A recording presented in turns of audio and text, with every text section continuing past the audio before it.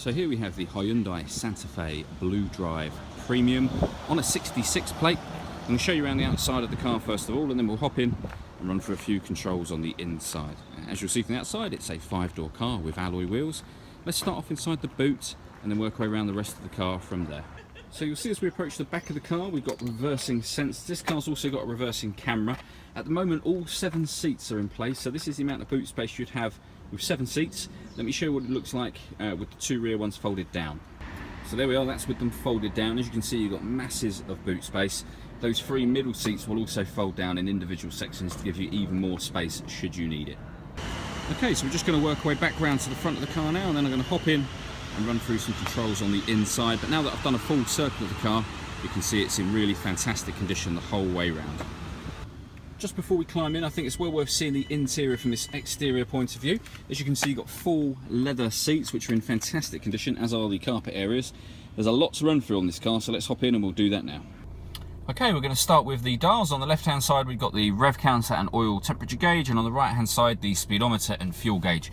You'll see in the middle, in the center, we've got a trip computer. You can change the information that's displayed up on there by pushing the buttons on the lower half of the steering wheel, which I'll show you in a moment, and there's lots of different menus, music, satellite navigation, all those sorts of things. You'll also see next to that, at the very top left hand corner, it will show you what gear we're in as well on this car.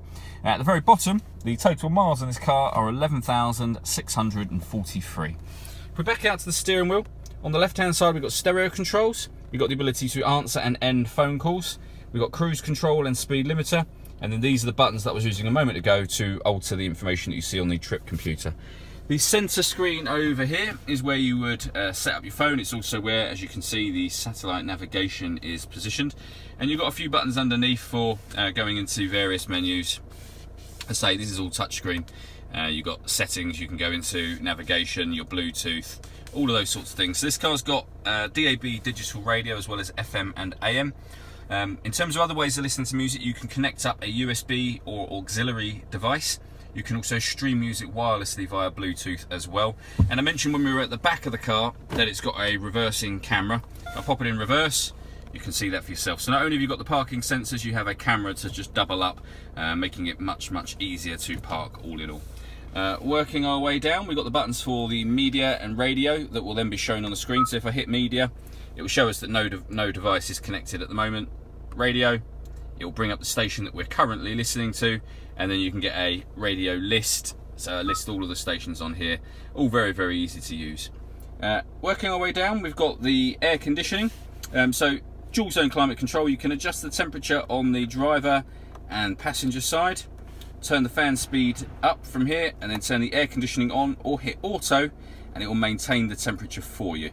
The temperature itself is displayed, if I adjust it again, in the top corner there of the main screen. Underneath that, we've got 2 12-volt charging sockets, a USB input and an auxiliary input. Then the fully automatic gearbox. Either side of the gearbox, we've got passenger and driver heated seats, the electronic handbrake, and the ability to turn on or off the front parking sensors from here. All that leaves me to say is thank you for taking the time to watch this video. If you'd like to come and see the car in person and have a test drive, feel free to call any of our MJA sites. We'd love to hear from you soon.